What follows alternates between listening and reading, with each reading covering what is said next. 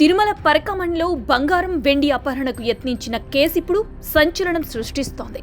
Outsourcing ఉద్యోగి పెంచలయ్య 100 గ్రాముల బంగారం అపహరణకు యత్నించి పట్టుబడగా అతడింట్లో 555 గ్రాముల బంగారం స్వాధీనం చేసుకున్నారు. ఈ ఘటనపై సిఐడి వేగంగా విచారణ జరుపుతోంది. అయితే పెంచలయ్య అవుట్సోర్సింగ్ ఉద్యోగి అని, భారీ చోరీ అనే ప్రచారం అవాస్తవమని టీటీడీ క్లారిటీ ఇచ్చింది. ఇది ఒక ఉద్యోగి చేసిన చిన్న సంఘటన అంటూ టీటీడీ చెప్పుకొచ్చింది. పెంచలయ్య చోరీ ఘటనపై సిఐడి, ఏసీబీ విచారణ జరుగుతున్నాయని, ఈ కేసు ప్రస్తుతం కోర్టు విచారణలో ఉందని టీటీడీ అధికారులు తెలిపారు. అయితే పరకామణి చోరీ ఘటనను వైసీపీ నేతలు రాజకీయంగా తమకు అనుకూలంగా మలుచుకుంటున్నారు. ఈ విషయంపై టీటీడీ మాజీ చైర్మన్ భూమన కరుణాకర్ రెడ్డి, మాజీ మంత్రులు కాకాని గోవర్ధన్ రెడ్డి, వెల్లంపల్లి శ్రీనివాస్ ఆఘ మేఘాల మీద మీడియా ముందుకు వచ్చారు. పరకామణిలో పెద్ద ఎత్తున బంగారం చోరీ చేస్తున్నారని, దీని వెనక టీడీపీ నేతలు ఉన్నారని ఆరోపిస్తున్నారు. అసలు చంద్రబాబు అండతోనే పరకామణిలో చోరీ జరిగిందని కూడా వైసీపీ అధికారిక మీడియా సాక్షిలో స్పెషల్ స్టోరీ బోర్డు కూడా ప్రసారం చేశారు. కూటమి ప్రభుత్వం అధికారంలోకి వచ్చిన తర్వాత తిరుమల తిరుపతి దేవస్థానం పాలక మండలి ఆధ్వర్యంలో తిరుమల పవిత్రత ఘోరంగా దెబ్బతీస్తున్నారని పదే పదే ఆరోపణలతో స్టోరీలు ప్రసారం చేస్తున్నారు. శ్రీవారి పరకామణిలో ఎవరు చోరీ చేసినా అది ఘోర అపచారమే. దేవుడు సొమ్ము కాజేసేందుకు ఎవరు ప్రయత్నం చేసినా సరే అది తప్పే, మహా పాపం కూడా. కానీ కొందరు అక్రమార్కులు మాత్రం దేవుడు సొమ్ము కోసం కకృతి పడుతున్నారు. వారిని రెడ్ హ్యాండెడ్ గా పట్టుకుని కేసు నమోదు చేసి విచారిస్తోంది కూటమి సర్కార్. అయితే కూటమి సర్కారులోనే పరకామణి చోరీ జరిగిందని ఆరోపిస్తున్న వైసీపీ నేతల తీరు గురివింద సామెతను గుర్తు చేస్తోంది. తన కింద ఉన్న నలుపు గురివిందకు తెలియదన్నట్లుగా వైసీపీ నేతలు ఇప్పుడు వ్యవహరిస్తున్నారు. మరి కొందరు వైసీపీ నేతలతో పాటు సాక్షి మీడియా కూడా అసలు హిందుత్వానికి తామే పేటెంట్ అన్నట్లుగా ఇప్పుడు కొత్త పలుకులు పలుకుతున్నారు. వైసీపీ అధికారంలో ఉన్నప్పుడు వైవి సుబ్బారెడ్డి టీటీడీ చైర్మన్ హోదాలో ఉన్న సమయంలో పరకామణిలో చోరీ చేసిన రవికుమార్ అనే వ్యక్తి ఏకంగా $900 దొంగిలిస్తుండగా సీసీ కెమెరాలకు చిక్కాడు. దీంతో అతనిపై కేసు నమోదు చేసిన తర్వాత నాటి వైసీపీ నేతలు, టీటీడీ పెద్దలు రంగంలోకి దిగారు. రవికుమార్ చోరీ కేసును కోర్టులో రాజీ చేసుకున్నారు.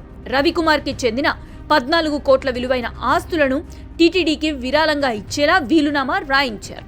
దీంతో రవికుమార్ పై పెట్టిన కేసును టీటీడీ వెనక్కి తీసుకుంది. ఇదంతా కేవలం 2 నెలల వ్యవధిలోనే ఆగ మేఘాల మీద జరిగిపోయింది. ఈ కేసులో ఉన్నత స్థాయి కుట్ర కోణం ఉందేమోననే అనుమానంతో సిఐడి విచారణకు కూటమి సర్కార్ ఆదేశించింది. ఈ కేసు విచారణ సమయంలోనే ఈ కేసులో ఫిర్యాదుదారు మాజీ ఏవీఎస్ఓ సతీష్ కుమార్ మృతదేహం రైలు పట్టాలపై అనుమానాస్పద స్థితిలో లభించడం కేసును మరింత క్లిష్టతరం చేసింది. $900 చోరీ చేసిన రవికుమార్ నుంచి 14 కోట్ల ఆస్తులు ఎందుకు తీసుకున్నారనే ప్రశ్నకు వైసీపీ నేతల దగ్గర జవాబు లేదు. అసలు పెద్ద జియర్ మఠం గుమాస్తాకు పరకామణిలో ఎందుకు డ్యూటీ వేశారనే ప్రశ్నకు వైసీపీ నేతల దగ్గర నో ఆన్సర్. పరకామణి చోరీ కేసును 2 నెలల్లోనే ఎందుకు రాజీ చేయాల్సి వచ్చిందనే ప్రశ్నకు వైసీపీ నేతలు తెల్లముఖం వేస్తున్నారు.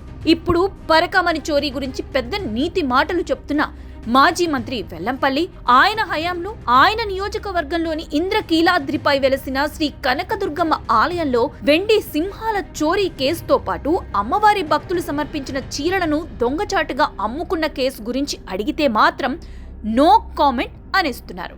వీటితో పాటు ఇప్పుడు హిందుత్వానికి పేటెంట్ అని చెప్పుకుంటున్న వైసీపీ నేతలు జగన్ అధికారంలో ఉన్న సమయంలోనే అంతర్వేది రథం దగ్ధం, ఆంజనేయుని విగ్రహం ధ్వంసం, రామతీర్థంలో రాములోరి విగ్రహం ధ్వంసం, శ్రీకాళహస్తి ఆలయంలో అపచారం, వీటన్నింటికీ తోడు తిరుమల శ్రీవారి ప్రసాదం లడ్డు తయారీలో కల్తీ నెయ్యి, ఇలా చెప్పుకుంటూ పోతే కోకొల్లలున్నాయి. వీటిపై అప్పట్లోనే హిందూ ధార్మిక సంఘాలు పెద్ద ఎత్తున ఆందోళన చేశాయి కూడా. వీటిని నాటి మంత్రి కొడాలి నాని చెప్పిన సమాధానం వైసీపీ నేతల తీరుకు అద్దం పడుతుంది కూడా. ఆంజనేయ స్వామి చెయ్యి ఇరిగితే ఏమవుతుంది? కొత్త విగ్రహం వస్తుంది, అంతే కదా. వెండి విగ్రహాల చోరీతో మేడలు మిద్దెలు కట్టేస్తారా అంటూ నాని చేసిన వ్యాఖ్యలు పెద్ద దుమారం రేపాయి కూడా. నాడు జగన్ అధికారంలో ఉన్నప్పుడు హిందూ ఆలయాలపై జరిగిన దాడులు, తిరుమల పరకామణి చోరీ కేసుపై వైసీపీ నేతలు ఏం సమాధానం చెప్తారో చూడాలి మరి.